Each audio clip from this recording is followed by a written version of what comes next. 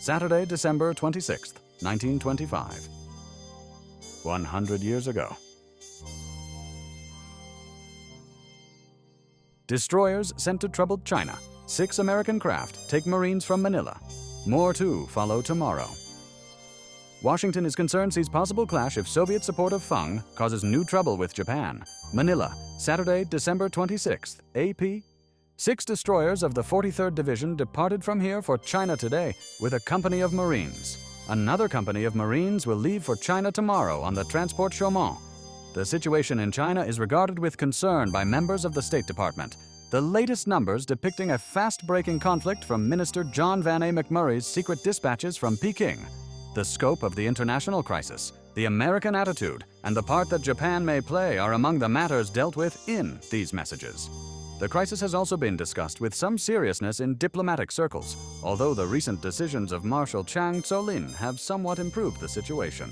Marshal Chang has made it clear that he does not intend to attack Shanghai and is prepared to discuss terms with Japan.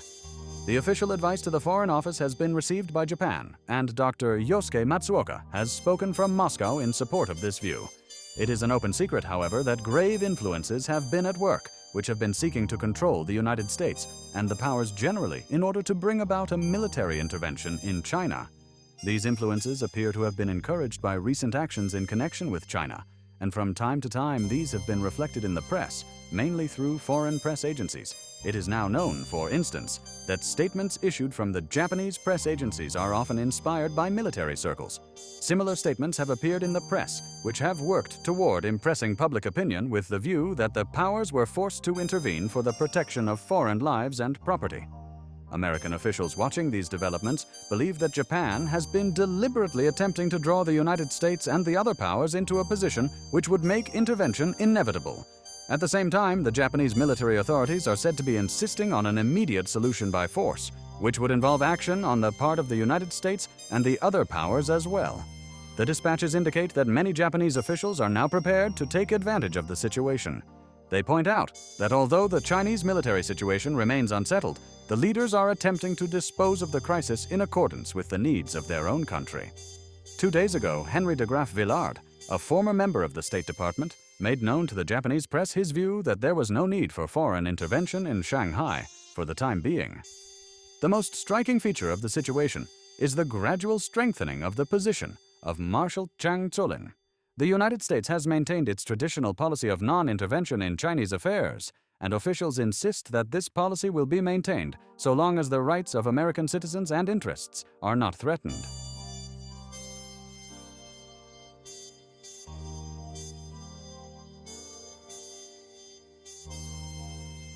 Dawnfish. Fossil throws new light on origin of man.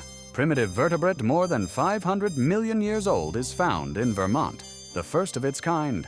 Scale of the earliest chordate, size of the head of a match, is dug up now in Princeton Museum. Dr. Henry F. Osborne expresses his views of its importance. Princeton, E. Howin. J. December 25th. A fossil fish plate which may represent the earliest known vertebrate and which is estimated to be about 500 million years old has been discovered in Vermont and is now in the possession of the Princeton University Museum. The fossil, which is no larger than the head of a match, is believed to be a scale of a primitive chordate, a group from which vertebrates later developed. The specimen was found in shale deposits containing trilobites and brachiopods, indicating great antiquity. Dr. Henry F. Osborne, former president of the American Museum of Natural History, has expressed the belief that the discovery throws new light upon the origin of vertebrate life and may have a bearing upon theories of the origin of man. He regards the specimen as the first of its kind ever found. The importance of the discovery lies in the fact that the oldest known fish fossils heretofore had been found in deposits believed to be of freshwater origin. This fossil, however, was found in shale, which contained marine organisms, indicating that fish may have originated in saltwater. The discovery was made by Professor William J. Holland of the Princeton Geological Department during a fieldwork in Vermont. Professor Holland believes that the specimen represents a stage in vertebrate evolution earlier than any previously known. Dr. Osborne has stated that the fossil strengthens the theory that vertebrates developed from primitive chordates living in marine environments. He considers the find one of the most important paleontological discoveries of recent years. Professor Holland will discuss his discovery in a paper at New Haven, while the Paleontological Society is in session next Monday, Tuesday, and Wednesday, and will also read a paper on the discovery written by Dr. Bryant. Julian W. Fess of Cleveland, Ohio, a member of the junior class at Princeton, will read to the Society a paper on the reproduction of fossils in sealing wax and type metal. He has conducted experiments in this respect in his independent work in the geology department, and the Princeton authorities said his accomplishment is one of the fruits of the new plan of upper-class study at Princeton, which is based on the premise that undergraduates will do better work if they are permitted to develop original ideas, with assistance of professors, in special fields in which they are interested. The Princeton Geological Alumni Association will hold its annual dinner at the Lawn Club in New Haven Monday evening.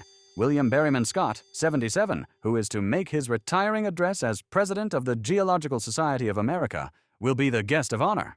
Some of the other scientists expected are Dr. E.C. Ulrich of the United States National Museum, Dr. R.S. Basler of the United States National Museum, Secretary of the Paleontological Society of America, and Dr. W.D. Matthew, Curator of Vertebrate Paleontology in the American Museum of Natural History. Dr. W.M. Agar, 1006, of the Yale Geological Department and President of the Princeton Geological Alumni Association, will preside at the dinner.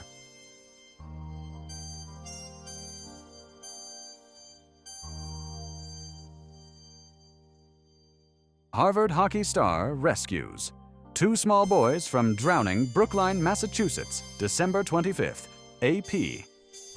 William M. Austin, a Harvard senior and hockey star, prevented a Christmas drowning tragedy here today when he rescued Joseph Egan, 8, and his brother, Francis, 12, who had broken through thin ice in the center of Leverett Pond. Austin cut his face and legs on the ice when he pulled out Joseph, but went after Francis and brought him ashore with the aid of Gene McNamara of Brookline. Both boys will recover. That brings us to the end of today's broadcast for December 26, 1925. We will be back tomorrow, December 27th, 1925, on 100 Years Ago Today, where history repeats.